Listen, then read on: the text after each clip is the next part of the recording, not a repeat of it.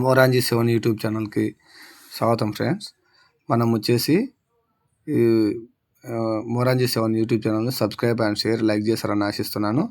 గోదావరి బేసిన్లో రాష్ట్రాలు పర్యాటక ప్రాంతాల గురించి తెలుసుకుందాం. శాతం ప్రకారం మహారాష్ట్ర వచ్చేసి 48.6% అత్యధిక వాటా పర్యాటక ప్రాంతం ఉంది. తెలంగాణ 18.8% ఉంది. దాని తర్వాత ఛత్తీస్గఢ్ 10.9% పర్యాటక ప్రాంతం ఉంది.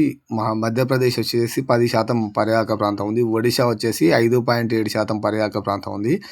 ఆంధ్రప్రదేశ్ 3.4% పర్యాటక ప్రాంతం ఉంది. కర్ణాటక 1.4% పర్యాటక ప్రాంతం ఉంది. పుదుచ్చేరి కేంద్రపాలిత వచ్చేసి కొద్ది శాతం ఉందన్నట్టు. టీఎంసీ 1000 మిలియన్ క్యూబిక్ అడుగులు మాత్రమే ఉన్నాయి. గోదావరి వచ్చేసి గ్రాస్ క్యూబిక్ టీఎంసీలు వచ్చేసి అంటే ఏపీ వాడుతున్నది 26.71 టీఎంసీలు.